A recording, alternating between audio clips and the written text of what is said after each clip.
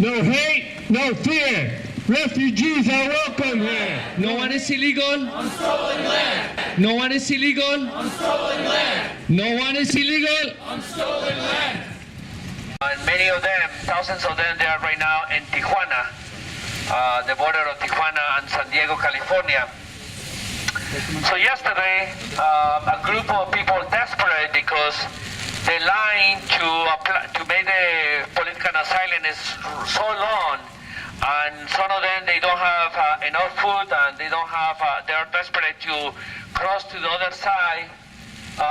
They decide to just, like jump the fence, trying to get inside and try to expedite their political asylum petitions. But then they got like shot, and they got like gas by the border patrol. And we feel this violence doesn't have, it's not right.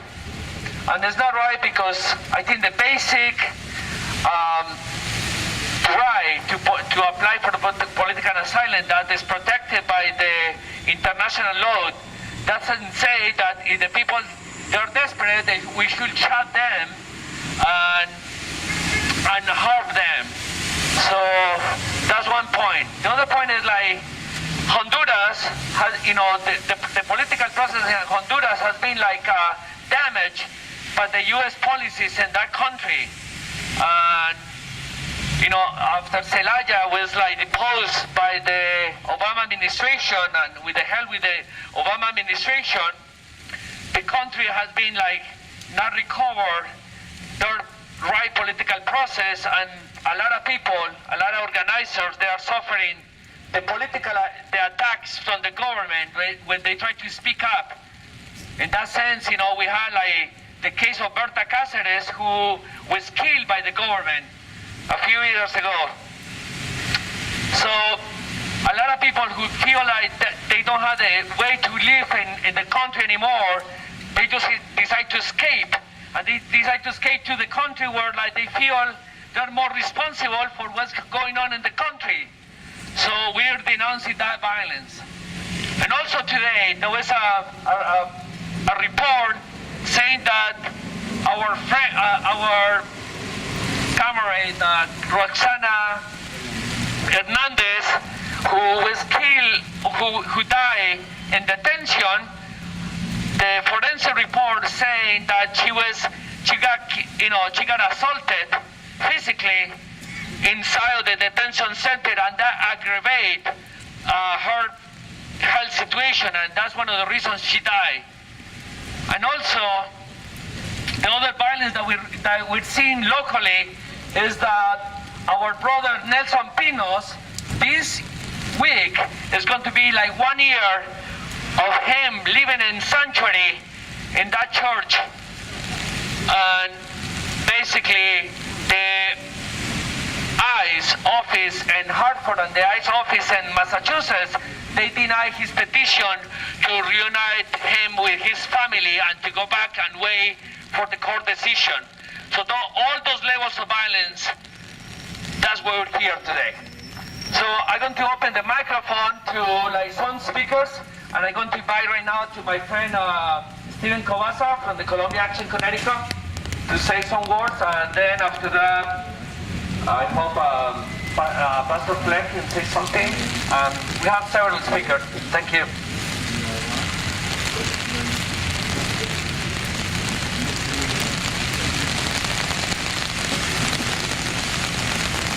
Good evening, all. Here's what a border is. A line written in water. We're drawing, what is being drawn in the south of our country now is a line written in violence and despair. And I think we know that we stand here as evidence to those refugees at that borderline that what they're seeking here does exist. That a group such as this represents the best that this country offers. Freedom of speech, resistance to injustice, embrace of the poor. And so I think that our presence should echo for them. And it should say something to the institutions that have erased the traditions of hospitality, that we will not let that stand. Thank you.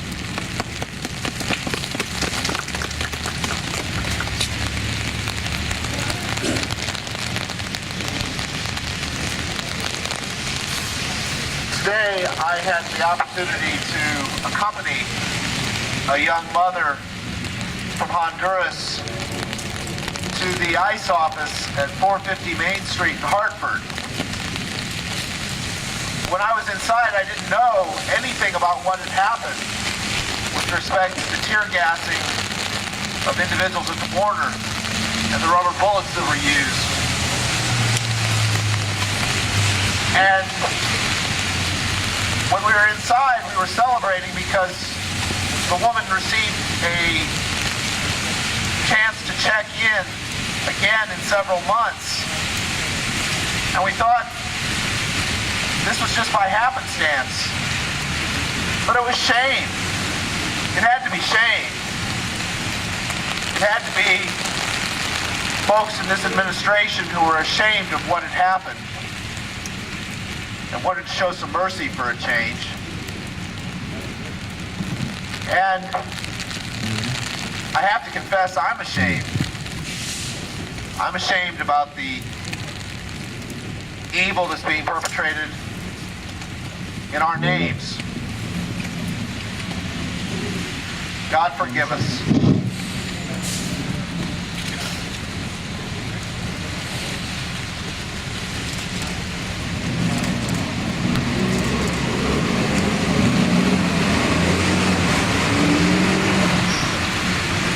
John asked me to say something. I'm Herb Brockman, rabbi from Congregation Michigan Israel in Hamden.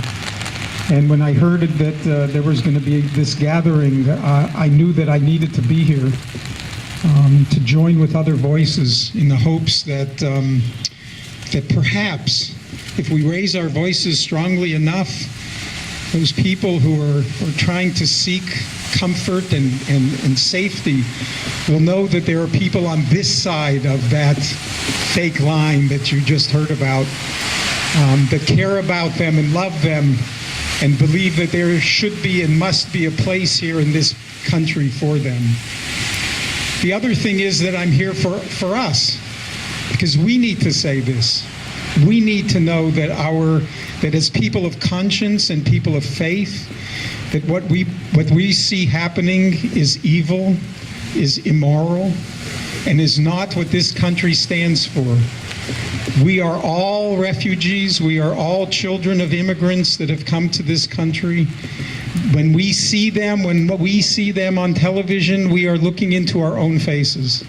We are seeing our own histories. We are seeing who we do not want to become, people who keep them out. And so I just want to join with these other voices of moral indignation and say, we are better than this, and we need to be better than this. Thank you. How you doing? My name is Norman Momuitu Clement. I'm a member of the Answer Coalition, Act Now, Stop War and End Racism, and I'm an indigenous person. And I have to say that we are not all refugees or all immigrants here. And as a member of the Answer Coalition, we want to condemn in the strongest possible terms what is happening at the border. We recognize this as just an offshoot of what the current and past policies in Central and South America have been for hundreds of years. The United States, in its imperialist search for more profit, has caused this problem for many, many hundreds of years. Not just recent, it's not just the recent past administrations. This has been going on for a very long time. The U.S. needs to get out of South America. They need to get out of Central America. They need to pull out of the Middle East. They have to stop interfering in people's elections, causing coups. The coup in Honduras and Nicaragua is a large part of what's happening right now. The United States interfered in that. Hillary Clinton was proud of that coup. Proud of that coup.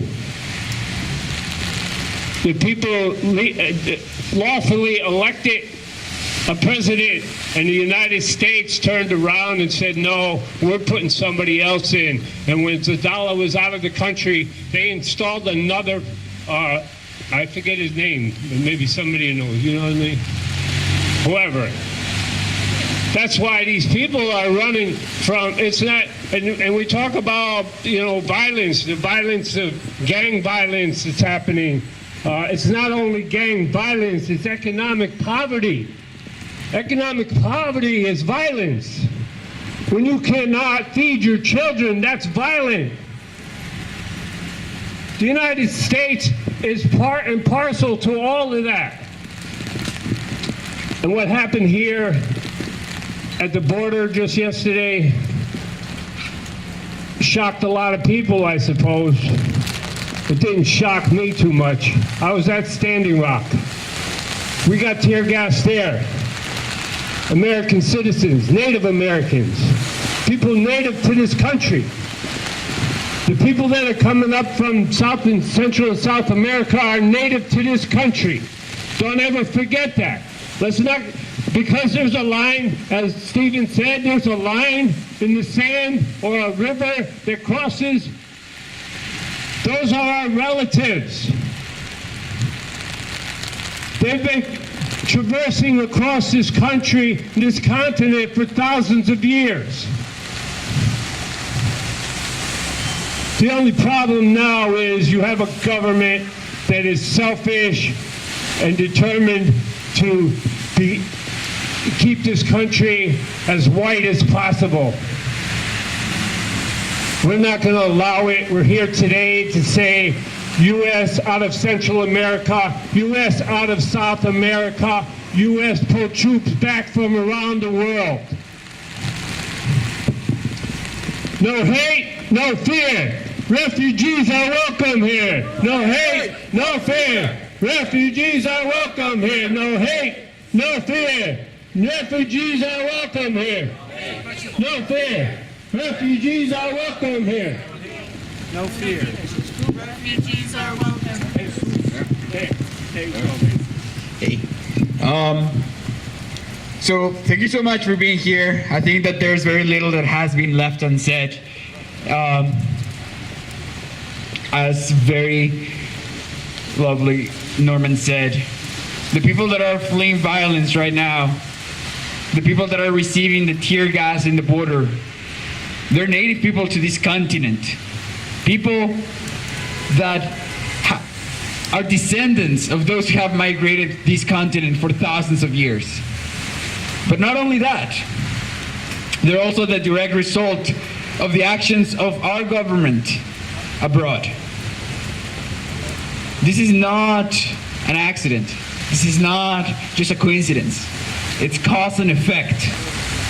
It is time that we hold those that caused this accountable. It is time to really make them feel the heat.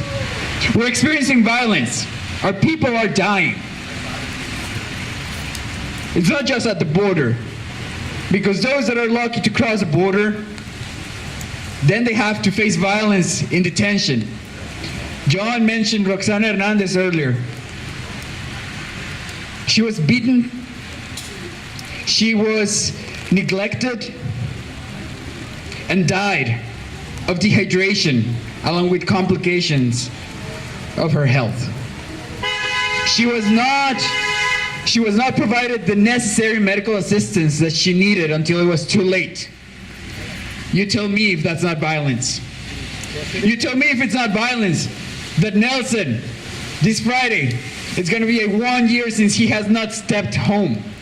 He has not slept in his own bed. He has not been 100% there for his children the way that he would love to be. That is violence. It is the moment. I stand corrected. The moment was yesterday, but given that that still hasn't happened, today, right now, still the moment to put a stop to this. Really hold accountable those that are violently treating our people, killing us in more than one way. So, with that being said, I want to offer you at least one thing that you can do, and that is, as I mentioned before, this Friday is 1 year since our friend Nelson has been in sanctuary. This Friday, we will be at 450 Main Street in Hartford. Last week, Immigration and Customs Enforcement denied in a one-sentence email a stay of removal for Nelson. A one-liner. One line, one sentence saying, no, you cannot get a stay of removal. This is after his legal team submitted pages upon pages of legal and medical evidence of the trauma that him, his 3 children, ages 6, 13, and 16, and his partner are going through. And that was not enough to allow these men to stay home. We know that Immigration and Customs Enforcement is really discretionary. We know that they have the authority to do things any moment. They don't need another petition, another motion for a stay of removal. They can grant it right away. So, I'm asking you to please be there with us that day.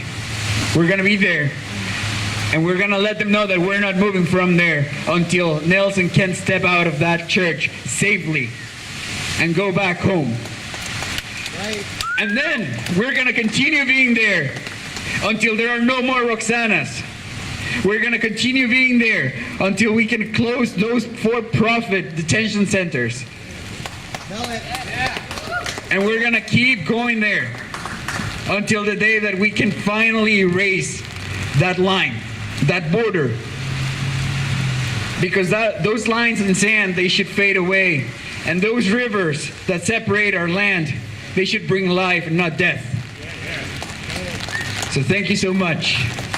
What time Friday? Friday, 7 a.m. Sorry, I always forget times. But yeah, 7 a.m., Hartford, 450 Main Street. Thank you.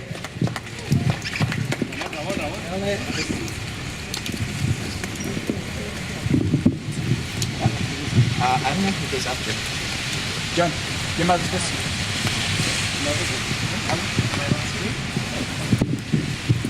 So, I am here for the same reason that you are all here. And that is that yesterday, what we saw at the U.S.-Mexico border was both extraordinary and so painfully ordinary. It's very easy to think right now that what's happening at the U.S.-Mexico border is un-American, but I can tell you it's as American as apple pie. Donald Trump has been mentioning that the migrant caravan is full of criminals and threats to this country, but the only threat I see in this picture is very clear. And this threat is the threat that in 2009 decided that it was okay to depose a democratically elected leader in Honduras. It is the same threat that for the last century has used Honduras as an extractive colony of sorts, as a banana republic, as it proudly baptized it. And it is the same government that decided to violate international law yesterday by throwing canisters on children and violating the asylum process, which is a process that's established by international human rights law.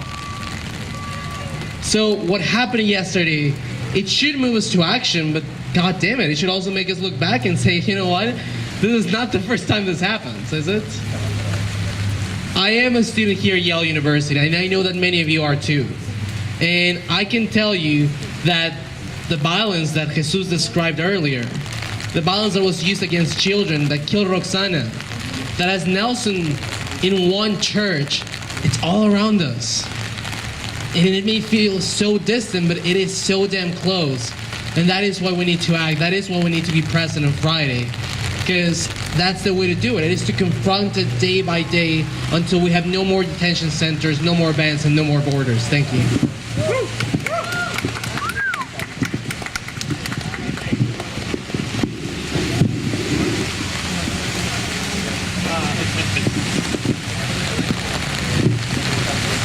Good evening, everyone. I want to start off by saying that Planned Parenthood of Southern New England stands with immigrants and we stand with refugees.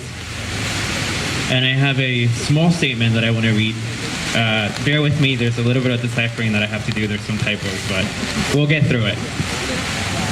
We believe that targeting women and children is a form of reproductive oppression in action. These women and children who are refugees are seeking asylum in our country and should not be faced with this intimidation and violence at our borders. As a reproductive health care advocate, we demand that the United States government and the Trump and Pence administration put an end to this violence against women and children. We stand with refugees, we stand with immigrants, and we stand with Nelson. Thank you.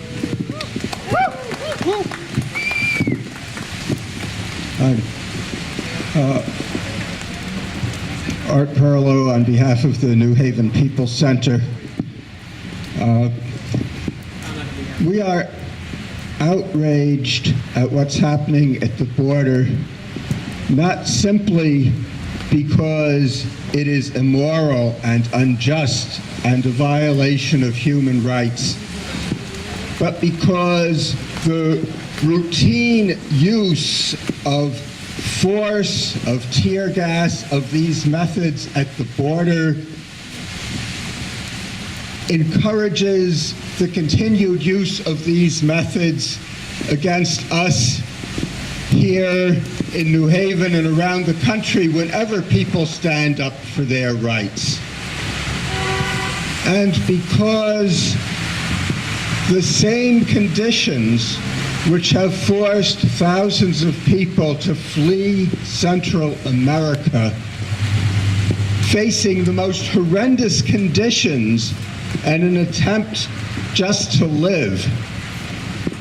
These conditions are the result of policies on the behest of the profits of the big multinational corporations that are the same motives and same corporations that have devastated communities across this country and in our very neighborhoods in New Haven and Connecticut, where deindustrialization and the fleeing of good jobs in order to look for the lowest wages and the worst environmental protections and the least regulation have devastated communities and people here.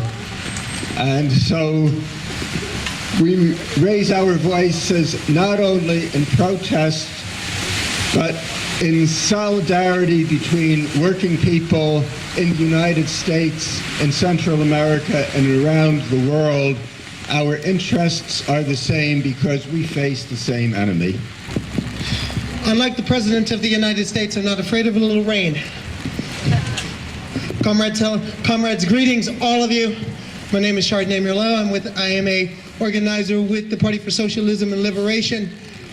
And as I stand here in this rain, I think of a woman named Roxana, a person of color like me, transgender like me, taken away while in detention.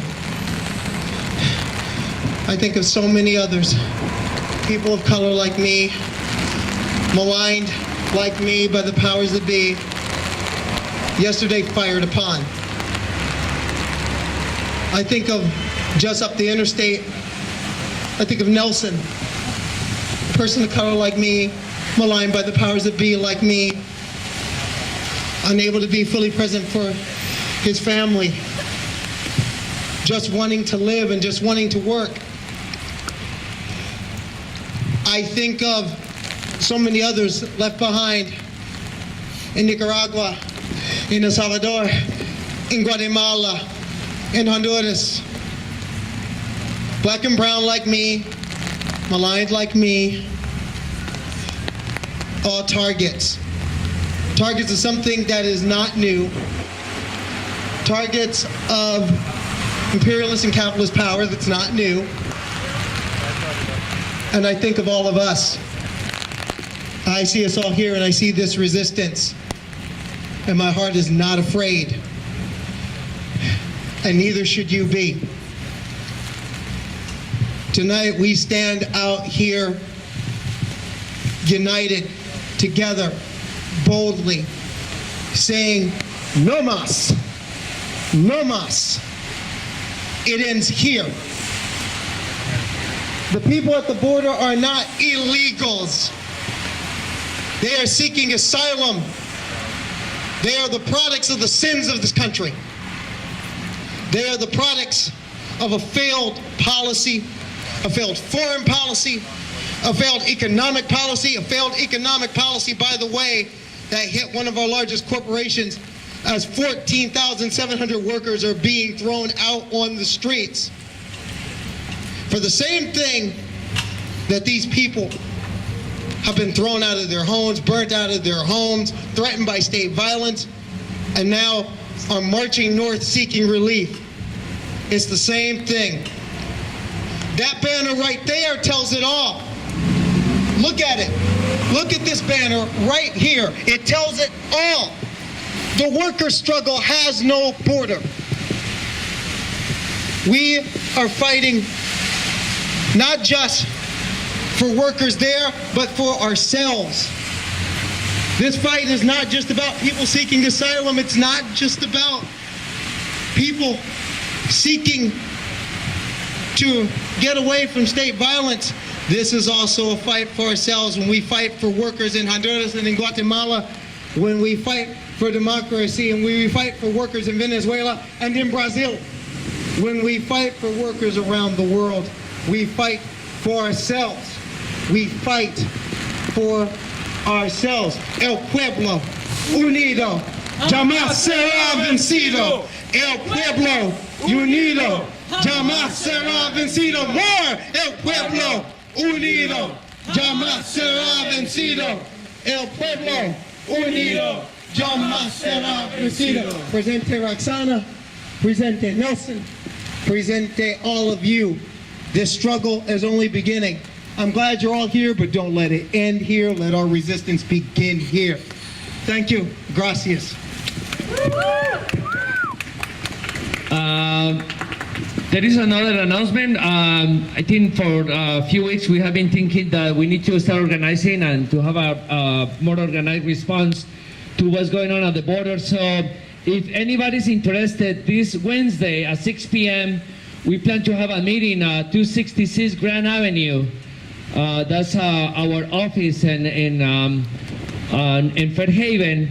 And basically the meeting is to try to organize a delegation of people from Connecticut to the border, because I think it's important for people to be there and to be a witness and to help those thousands of people who they will be there for months, trying to, dreaming about like crossing to the other side. So everybody's invited. Again, this Wednesday at 6 p.m. 266 Grand Avenue. I don't know if anybody else wants to say something. Yes? Ivy? Yes? Anybody else? Luciana? No? Mark? No. Hola, he said hola. Okay.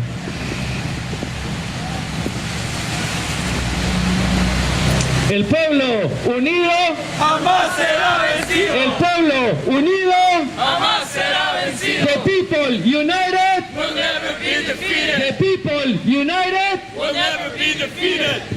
Hey, thanks y'all. Thanks for coming out. I just want to give another shout out to all the LGBTQ people that are out here. We're just very short period of time away from Trans Day of Remembrance. We just found out that another one of our sisters was actually murdered as we suspected. So Roxana Presente, I just wanted to say that.